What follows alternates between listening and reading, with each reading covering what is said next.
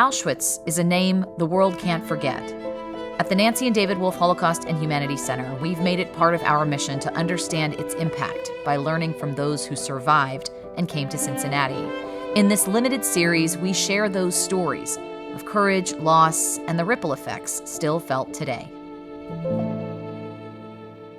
And while we were in Auschwitz I and Auschwitz-Birkenau, we had this amazing opportunity to, not only hear from the scholars and professionals that work at the State Museum, but we also had an opportunity to see some, some pretty unseen places that are not open to the general public. So I would love to hear from you, what were some of those spaces that, you found meaningful? What did you see that you haven't seen before?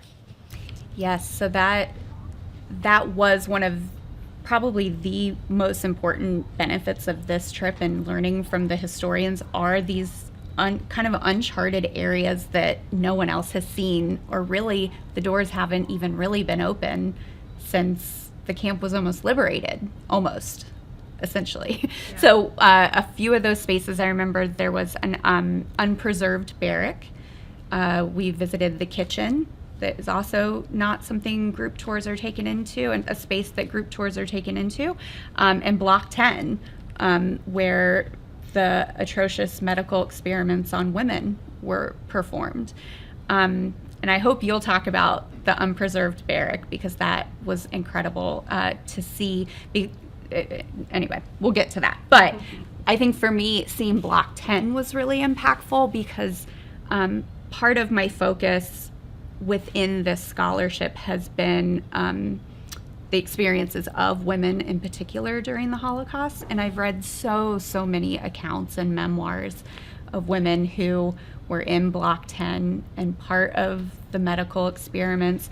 So to be in that space and know that no one else has seen that space, seeing the sick bay where women were, and I'll never forget, there was this moment where many of the windows are shuttered so that you couldn't see out, but there were a couple on one side in particular that did look out, and the view that you saw, and I don't know if it's intentional or not, you can't see out any of these other areas except for this one wall, and what you do see is the barbed wire and the guard tower.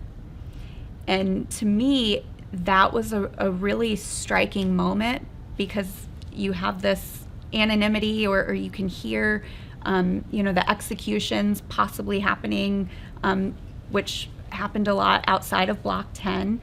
And then the one space that you're able to look out is a reminder that you're a prisoner, and the barbed wire and the watchtower is right there outside that window. And that was really striking to me, that I was standing there and seeing that, knowing the stories that I've read, and that being the only thing those women were able to see. Yeah.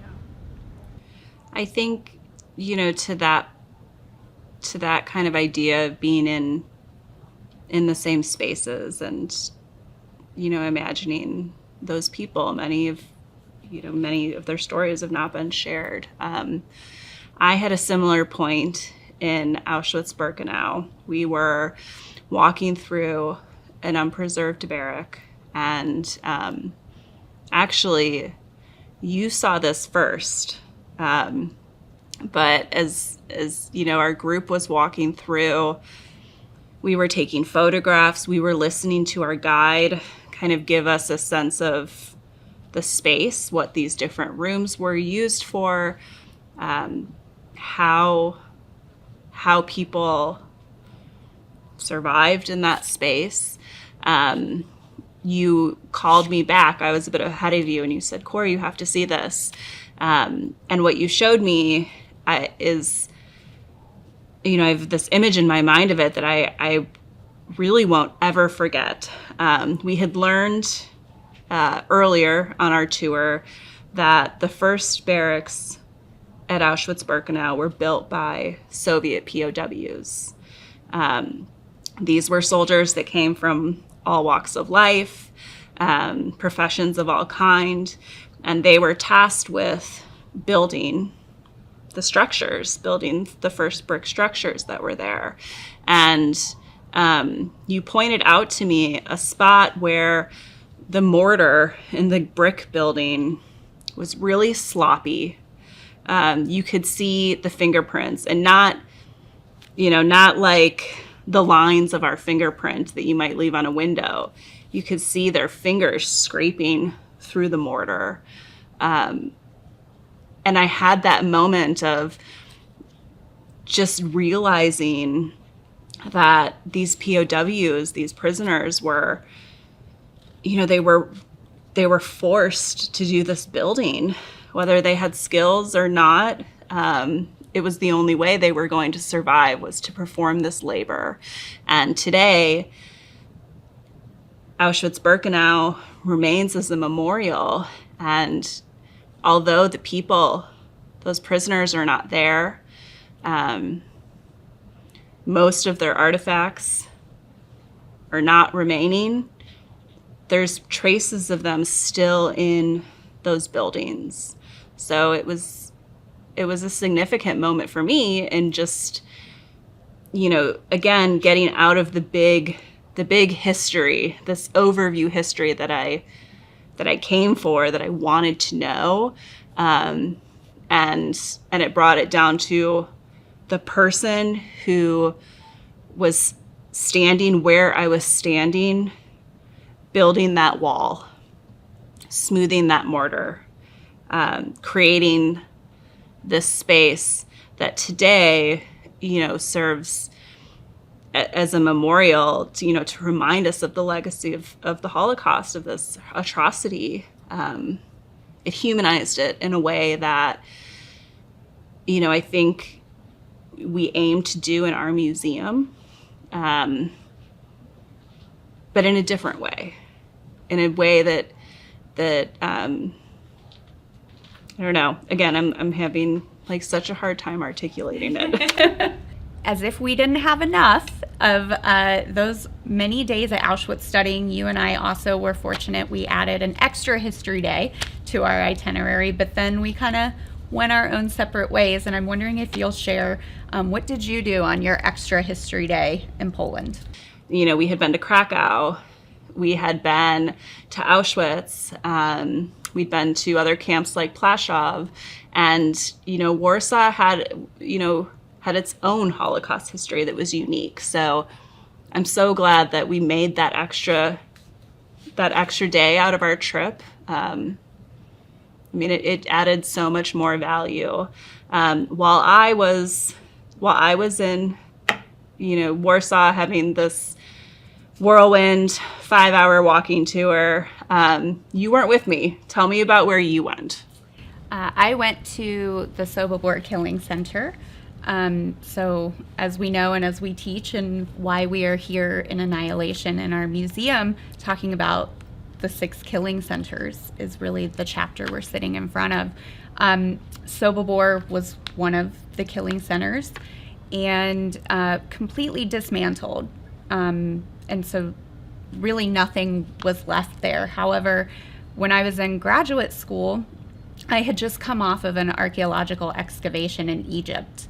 And there was a little piece of me that was still really obsessed with excavation and all of the elements that go into that historical process. And I remember it was when they had started the excavations at the former site of Sobibor. And so I used to follow all of the field reports and knowing exactly what they were doing mechanically as far as archaeology, but obsessed with what are they going to find there, being nothing was left.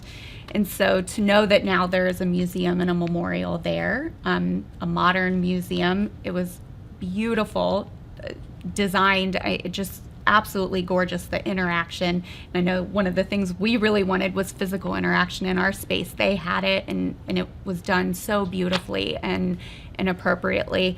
A couple of the things that were really striking for me, because of what they were able to do through the archaeological excavation, is find original foundational outlines of where the gas chambers had been. And of course, remnants of items that people carried with them. And so when you walk in, the entire length of the museum, there is a artifact case that cuts through the middle of the history. So you kind of wind around it all through the museum, learning about kind of the broader history of the Holocaust, but then specifically to Sobibor, how does it fit into the timeline? But you're never out of eyesight of this artifact case. And within it, the items that keys, wedding bands, lipstick, toothpaste, toothbrushes, all of the things that people would have carried with them when they were thinking that they were being relocated for labor. Broken children's toys, things like that, which represent, unfortunately, the victim landscape of the people who were sent there. And I just thought it was such a striking design to always have that in your eyesight, to be reminded of the people who came there. And of course, many of those items are anonymous. You don't know who they belong to. There were some that they were able to identify, whether it was a luggage tag or something like that. But it was just really, really powerful to be reminded of the humanity of in a place that was so absolutely inhumane. And to know that that site is also now part of education, that it wasn't dismantled at the place that it's forgotten in the historical record. So it was a little bit of finally seeing something that I was really, really focused on early in my study of Holocaust and genocide studies, and now kind of seeing that full circle and seeing what they've done in order to transmit that history further was just, it was incredible. I think, that's the power of museums, right? To serve as, kind of this third space of learning. And I think, artifacts are such powerful vehicles for storytelling. So I love hearing about how they, ensured in their design that you could always see those. I think that it reminds me a little bit of the Annihilation exhibit in our museum, which is designed to include shoes. It's designed to look like the cages of shoes that are at Majdanek. And, in the design process, you were there, we went back and forth of how do we do it? And how do we do it in the right way that continues to humanize the Holocaust? And, we felt at that time, and I still feel strongly to this, that the way to do it the right way was to bring forward this, idea of immense loss of life. The people that are not present are counted through their things. And that's how I think, we approached Annihilation as an exhibit. And I think it sounds incredibly powerful how they've done something similar to that in Sobibor, with those things that remained at the site. And again, that goes back to the powerful point of being in these places. Even if there's nothing that remains today, those stories are still there, and museums can bring those stories forward. This is a production of the Nancy and David Wolf Holocaust and Humanities Center. The center's mission is to ensure that the lessons of the Holocaust inspire action today. This series is part of the Cynthia and Harold Gutman Family Center for Storytelling. Special thanks to Julie and John Cohen for their support of this series. Visit us in person at Historic Union Terminal in Cincinnati, Ohio, or online anytime at holocaustandhumanity.org. Managing producer is Ann Thompson, technical producer is Robert Mills, and technical director is Josh Emerson. Additional video production by Michael Holder. Visit Auschwitz, not long ago, not far away, at Union Terminal, beginning in October 2025.